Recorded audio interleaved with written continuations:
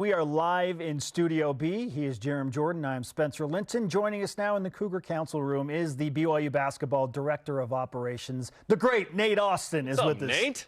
Thanks for being here. Good to see you, man. Thanks for having me, rather. It's been a minute, right? Since have you been in since we had the new set? Not officially. I've been here for recruiting visits, and I've seen that, but this is the first time in the chair. It's good to have you in that seat. We had you in the old set, which was right here, when you were breaking records your senior year, man. And the shoe was on the Oh yeah, desk. It was awesome. I believe we still have that shoe somewhere. Oof, get rid of that one. It's pretty smelly. Yeah. Hey, speaking of great feats and things in the past, Feats? right? Stretch for the word. Okay, I brought up your block shot against Gonzaga to win that game. It's Christmas. It's the gift that keeps on giving, Nate. How often do you relive that play and your glory moments in your mind at BYU? I mean, I think every time we go on the road, that's like the fans' kind of connection to me, and so every time we're It wasn't the yogurt dunk? It was not, unfortunately. Luckily, people forgot about that reaction, and we're up, 30 and hype. But anyways, no, I think every time we go on the road, there's a lot of fans that, hey, I remember that block, at Gonzaga. So it's kind of the thing that kind of, it's nice to kind of relive it and and have it get brought up from time to time. That way the players know that, hey, I did something. Some You were a guy. You were a guy. You're one of the guys in BYU history. Your name's littered throughout the record book. It's awesome. Okay, obviously in Orlando, the team goes down and wins two big games, Miami and Dayton. What was it like to see BYU get tested and in the second half win some big games? Yeah, two good games, two good opponents, right? You said both games we were tested and hit some adversity, and games we get down, we're down at halftime for both games, but really good for our group to come together. I think our staff did a really good job of making some good adjustments at halftime and coming out second half and bringing a little more energy, a little more juice, a little more just chemistry and togetherness and finding ways to make plays and win the game. The Miami game was good. We get down and we come back and then we kind of blow it open. And then that Dayton game, it was kind of a weird game because they get up big and then we come back and then we get up big and then they come back and then it's a real game kind of down the stretch where we have to execute in the crunch time and make clutch plays and make the right decision and hit some free throws and big shots. And so I think it was a really good display for our group and good opportunity for our group to have to win close games, win against quality opponents, and also it's always nice to get a trophy and have Richie win MVP, and it's I think those are good experiences for this group. A group that's still coming together, that's getting that experience together. But I think winning helps those things a lot easier than having to learn from a loss. So. Just excited for the group, and I think getting winning can really help teams come together. The emotional texting that I received from several family members and friends on Thanksgiving and on Black Friday was... Let me guess, in the first half? Noteworthy, yes. Don't be the first half texter. I probably sent out, I'm not kidding, 20 text messages, copy, paste. Don't worry, second half team. Don't worry, second half team. Nate, how do you and the team feel about the idea of being a second half team and having that identity?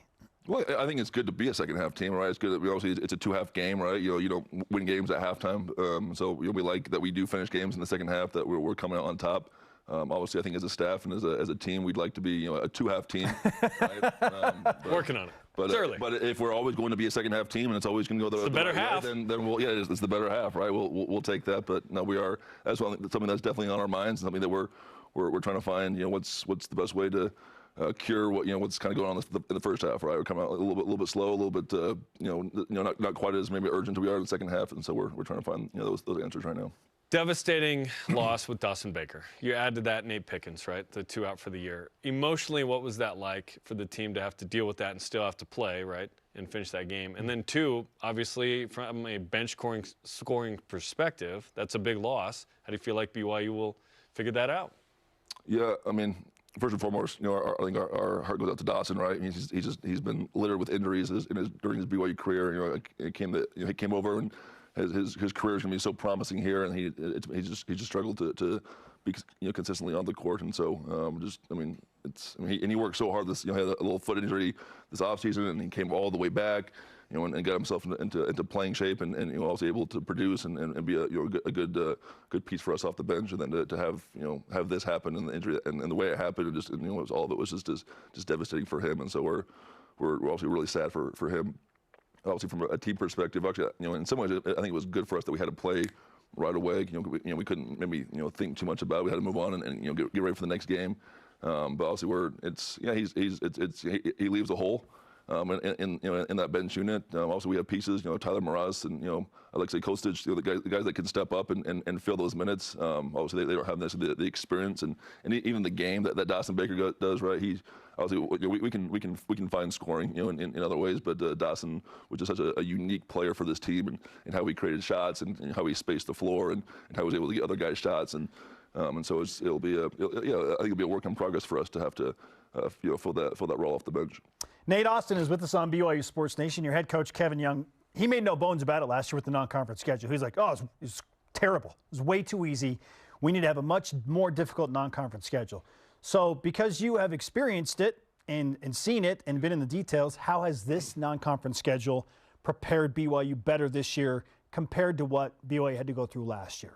Yeah, I think we know, we've already played really good teams. We've already hit some real adversity.